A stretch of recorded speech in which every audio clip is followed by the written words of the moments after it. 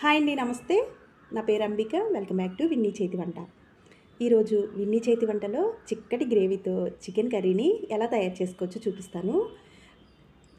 ఈ కూర అయితే రైస్లోకి, చపాతీలోకి, బిర్యానీలోకి కూడా చాలా బాగుంటుందండి. ఇలా గ్రేవీతో మీరు కూడా ఒకసారి తప్పకుండా ట్రై చేయండి. మరి వీడియో ఫస్ట్ టైం చూస్తున్న వాళ్ళైతే విన్నీ చేతి వంట ఛానల్ని సబ్స్క్రైబ్ చేసుకోండి. మరి ఈ కూర ఎలా తయారు చేసుకోవాలో చూపిస్తాను, రండి. ముందుగా స్టవ్ వెలిగించి కుక్కర్ని పెట్టుకుని దానిలో 2 గరిటెల వరకు ఆయిల్ వేసుకోవాలి. నేను ఈ కూరని కుక్కర్లో ప్రిపేర్ చేస్తున్నానండి.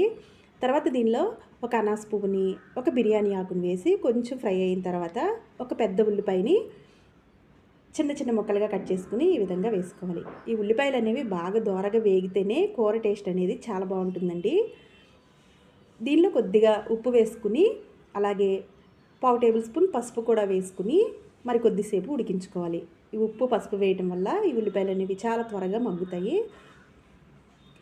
ఇవి ఈ విధంగా మగ్గిన తర్వాత వీడియోలో చూపిస్తున్నట్లు ఇలా వస్తే సరిపోతుందండి. ఇలా మగ్గిన తర్వాత దీనిలో అల్లం, వెల్లుల్లి, అలాగే పచ్చిమిరపకాయలు వేసి ఇలా మెత్తగా పేస్ట్లా రుబ్బుకున్నాను. ఈ పచ్చిమిరపకాయలు ఇలా రుబ్బటం వల్ల కూర టేస్ట్ అయితే చాలా బాగుంటుందండి. స్పైసీ ఫ్లేవర్తో చాలా అంటే చాలా బాగుంటుంది. ఇలా వేసేసుకుని ఇవి కూడా పచ్చివాసన పోయే వరకు ఒక 2-3 నిమిషాల పాటు వీటిని వేయించుకోవాలి. ఇలా అడుగు పట్టిన తర్వాత నేను ఇక్కడ 1/2 కిలో చికెన్ని తీసుకున్నాను. ఈ చికెన్ని శుభ్రంగా క్లీన్ చేసుకుని ఒక 2-3 సార్లు శుభ్రంగా కడిగేసుకుని దీనిలో వేసుకోవాలి. ఇలా చికెన్ వేసిన తర్వాత ఒకసారి ఈ విధంగా కలిపేసుకోవాలండి.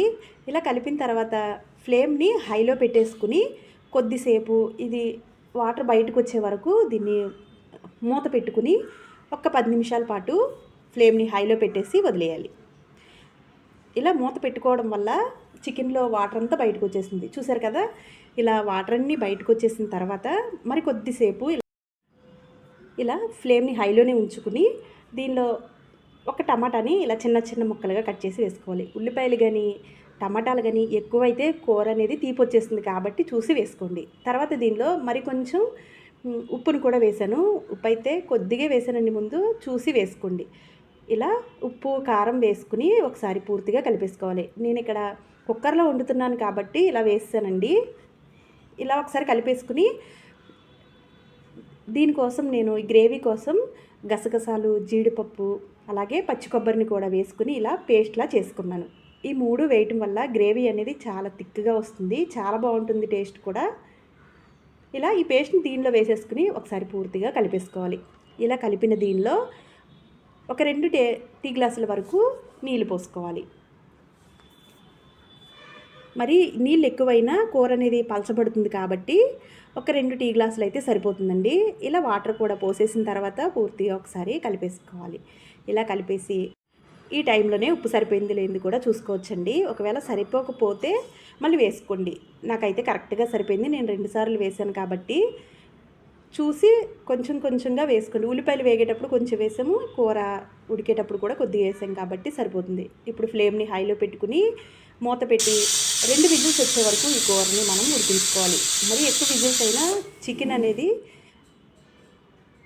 బాగా మెత్తగా అయిపోతుంది కాబట్టి 2 విజిల్స్ అయితే సరిపోతుందండి. అంతే, కూర అయితే రెడీ అయిపోయింది. చూసారు కదా, చాలా పర్ఫెక్ట్గా అయితే ఉడికిందండి. చిక్కటి గ్రేవీతో రైస్లోకైనా, చపాతీలోకి, బిర్యానీలోకి చాలా అంటే చాలా బాగుంటుంది. ఒకసారి తప్పకుండా ట్రై చేయండి. నేను మీకు ఇది కొంచెం చల్లారిన తర్వాత చూపిస్తున్నాను. ఇలా కలుపుకున్న తర్వాత దీనిలో ఒక 1/2 టేబుల్ స్పూన్ వరకు గరం మసాలా పౌడర్ని వేసుకోవాలి.